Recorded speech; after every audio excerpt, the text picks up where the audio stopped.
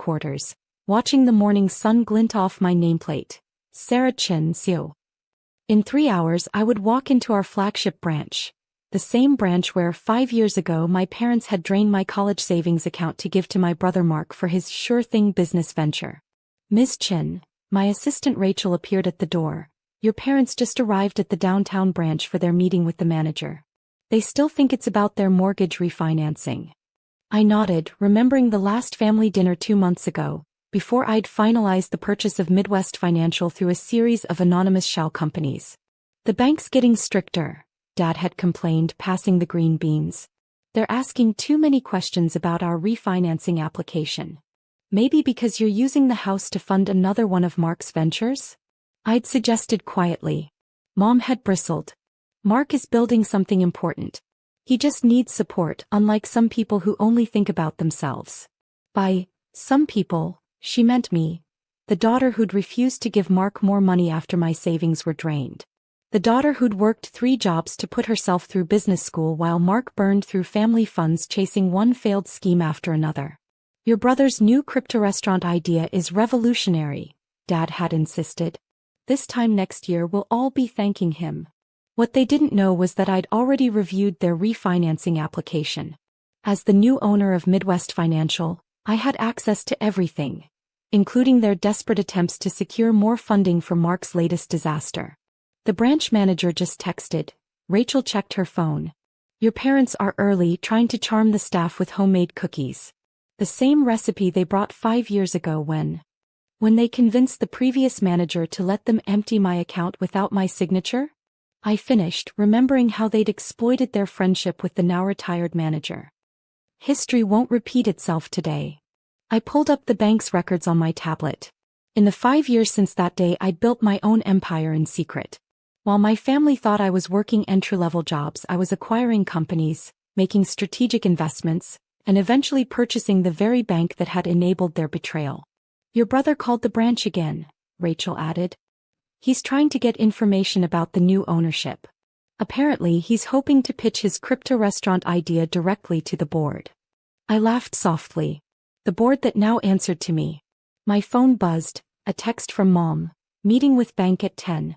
They'll understand once we explain about Mark's business. He just needs one more chance. One more chance. That's what they'd said when they took my savings. When they mortgaged their house the first time. The second time.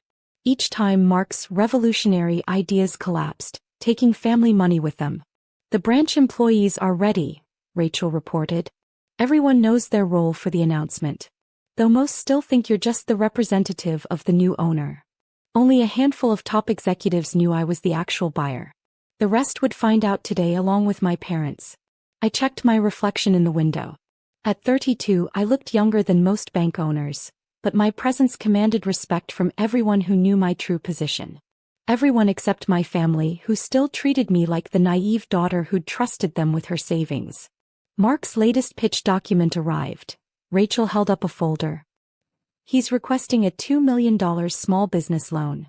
I opened the folder, scanning his grandiose predictions and impossible promises. The same empty dreams he'd been selling for years, each time with a higher price tag. Add it to my presentation materials, I told her. Right next to the records from 5 years ago. The clock showed 9:30. In 30 minutes, I would walk into that branch and show my family exactly what their selfish daughter had become while they were busy funding Mark's failures. It's time to head down, Rachel announced. Your car's ready. I stood, straightening my designer suit, worth more than all the money they'd taken from my account. Time to show them what happens when you underestimate the wrong daughter. Through the bank's security cameras, I watched my parents sit in the branch manager's office, Mom arranging her cookie platter while Dad adjusted his tie. They looked older than they had 5 years ago, worn down by Mark's constant demands for money. The new owner is very particular about protocol, branch manager James Taylor was saying, carefully avoiding pronouns. All loans must go through proper channels. But we've been customers for 30 years, Dad protested. Surely that counts for something? I smiled, remembering similar words from 5 years ago. We're practically family, they'd told the previous manager while signing away my future. Speaking of family, Mom added, pulling out a glossy brochure, Our son has an amazing business opportunity. If we could just present it to the owner. Actually, James checked his watch. The owner will be here shortly for a special announcement. My parents perked up. They thought this was their chance to pitch Mark's latest scheme. Through another camera, I saw Mark himself skulking in the bank lobby, trying to look inconspicuous in his wrinkled suit. He'd shown up uninvited, probably hoping to charm the mysterious new owner in person. "Your brother's here," Rachel murmured as we pulled up to the bank. "Right on schedule," I replied. Mark never could resist what he thought was an opportunity. Inside, employees were gathering for the announcement. Many held copies of the new bank policies I'd designed to prevent exactly what had happened to me. "Mom and Dad are trying to get Mark into the manager's office," Rachel reported, checking her phone. "James is stalling them." I straightened my CO badge and checked the folder in my hand. Inside were 3 documents.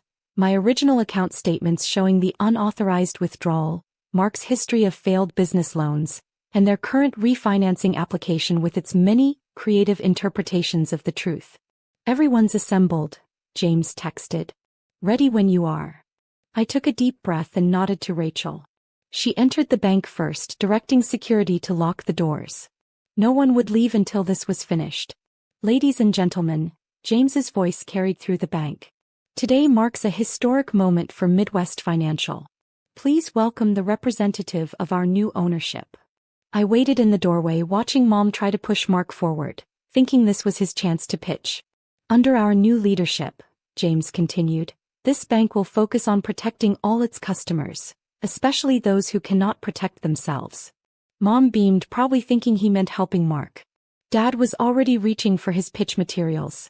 "And now," James's voice took on a different tone, "it is my honor to introduce not just a representative, but the actual owner of Midwest Financial.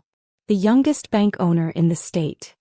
I stepped into view, my heels clicking against the marble floor. "Please welcome our new CEO and sole proprietor, Ms. Sarah Chin." The cookie platter crashed to the floor. Dad's pitch materials scattered across the desk. And Mark, halfway through his practiced smile, turned the color of old milk. Standing at the front of my bank, looking at my family's shocked faces, I smiled. "Good morning, everyone. Let's talk about unauthorized account access, shall we?" "First," I began, my voice echoing through the silent bank lobby, "let's discuss Midwest Financial's new policies on family-related transactions." I opened my folder, enjoying how Mark squirmed in his seat. Specifically, our zero-tolerance approach to unauthorized account access. Mom's hands trembled. Dad seemed fascinated by his shoes. 5 years ago," I continued, projecting documents onto the wall screen, "a college savings account was emptied without the account holder's consent. The amount was $47,832.16. I paused, letting the number hang in the air. My number, to be exact. Several employees gasped. They'd all been briefed on this case study, but hadn't known it was their new boss's story. The funds, I clicked to the next slide, were transferred to a business venture called Mark's Miracle Meals, a temperature-sensitive food delivery service that lasted exactly 3 months before bankruptcy. Mark slumped lower in his chair as his failed business history appeared on screen. Following that, I continued, we have Mark's Digital Dining, 8 months total loss. Mark's Meal Metaverse, 4 months complete failure. And now, I picked up his latest proposal, we have Crypto Kitchen, a blockchain-based restaurant that, according to this document, will revolutionize the future of eating. It's a solid business plan, Mark protested weakly. Really? I raised an eyebrow. Because our analysis department flagged 12 major regulatory violations in the first page alone. Mom stood up, hands clasped pleadingly. Sarah, honey, if you just look at the potential. Like the potential you saw when you took my money? I cut her off. Or the potential of all those second mortgages you took out to fund Mark's failures. Dad finally spoke. We were trying to help your brother succeed. By stealing from your daughter? I pulled up their refinancing application. Or by lying on bank documents. Because this application contains some very creative interpretations of your financial situation. They paled. Submitting false information on a loan application was serious. But today isn't about punishment, I said, softening my tone slightly. It's about correction. First, I turned to my parents. Your refinancing application is denied. No more using your house to fund Mark's schemes. But Mark started to protest. Second, I continued over him, all future loan applications from Mark Chin or any business associated with him are automatically denied. Permanently. Mom burst into tears. Dad looked like he'd aged 10 years in 10 minutes. Finally, I clicked to the last slide showing a new account statement. I've created a trust to pay off your existing mortgage. Not for you, I clarified as hope flickered across their faces, but because I don't want my nieces and nephews homeless when their father's next sure thing fails. Mark flushed red. You can't do this. Actually, I can. And I have. I smiled. I own this bank. Every policy, every decision, every denial, it all goes through me. We were trying to help the family, Mom whispered. No, I corrected her. You were enabling Mark at everyone else's expense. That stops today. I turned to address the whole bank. Let this be a lesson in financial responsibility. No one, not even family, has the right to access your money without consent. Our new policies ensure that never happens at Midwest Financial. As security began escorting my family out, Dad turned back. Sir, we're sorry. We thought. You thought Mark's future was worth more than mine, I finished. But look around, Dad. Look who ended up owning the bank. After they left, James approached with the day's reports. The trust is set up as requested. The house will be protected, but they can't access the equity. I nodded, watching through the window as my family huddled on the sidewalk. Mark was already gesturing animatedly, probably pitching his next brilliant idea. Should we be concerned about retaliation? James asked carefully. No, I smiled, remembering something. They never read the fine print of their new account agreements. The ones I designed personally. I turned back to my desk. They can't even switch banks without my approval now. Because sometimes the best revenge isn't just proving them wrong. It's making sure they can never do it again. Later that evening, I sat in my office, looking at an old photo from my college graduation. Back then, I'd trusted my family with my future. They'd betrayed that trust for Mark's dreams. Now I controlled their financial future.